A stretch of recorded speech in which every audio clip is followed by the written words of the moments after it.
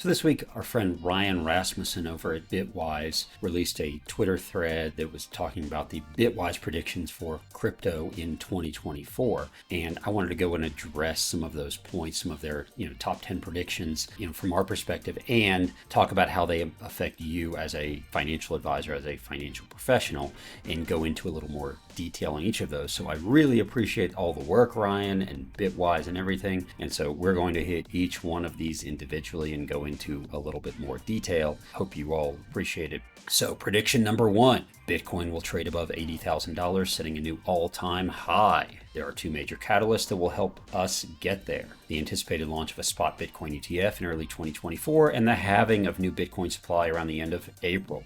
Well, number 1 is I don't give price predictions, so I'm really happy that you guys went ahead and gave this price prediction of it'll hit $80,000 or more, which as we know is an all-time high. The all-time high before was somewhere between 69 and 70,000. Of course, in 2021, during all the hype around crypto, when most of us were still staying in our homes because of COVID and kind of collecting government money, and everyone was trading Bitcoin and meme stocks and options on Robinhood and everything else. So now we go back to this idea of Bitcoin will kind of be on this bull run, but there are all these tailwinds for Bitcoin. So let's talk about that. One, as Ryan mentioned, and these fall in the categories of both supply and demand. So the first one I would like to talk about is the demand. The demand early on will be a spot BTF, which we'll talk about in another video, but the applications that are in for a spot BTF, of which Bitwise is one of those applications, there are, I think, 12 or 13 of them that have applied for a spot BTF. We think it'll be early January when they get approved, and it will be all of them approved, and there will be theoretically a tremendous amount of money that gets put into those spot ETFs. Now, this, as we've said before, is one of the few times when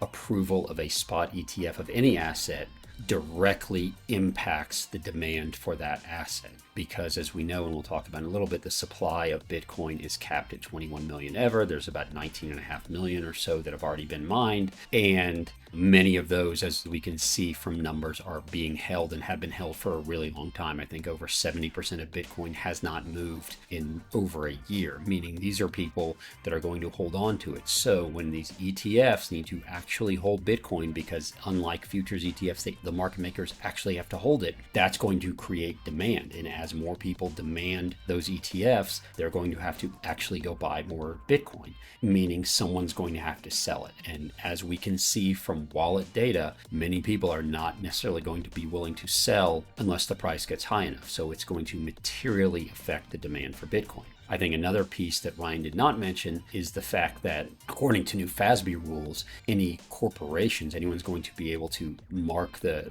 price of crypto assets that are held in their treasury or held on their books to their current value. In the past, they couldn't necessarily do that. So in the past, if a corporation owned Bitcoin or owned crypto and the price went up, they couldn't necessarily mark that on their balance sheet as increase in the value of the company. And now they will be able to do that. So I think a combination of a spot ETF, a spot Bitcoin ETF, which kind of gives this regulatory thawing, it gives the okay from everyone. It gives the okay from the government to say Bitcoin is okay. Now that there's a spot ETF, it gives the okay to corporations to actually own Bitcoin on their balance sheet in their treasury. They might want to own it for inflation hedge purposes. They might want to own it for just ease of transaction, because if it's a corporation that has offices all over the world and they want to own Bitcoin so that they can move it around the world, that might be a little bit easier. So if a bunch of corporations, 1 or 2% of their treasury of their cash into Bitcoin, they can do so now. One, because it's kind of okay by the federal government, and because of the FASB rule says if the price of that Bitcoin goes up, they get to reflect that, and it can be reflected in their stock price. They can talk about it there.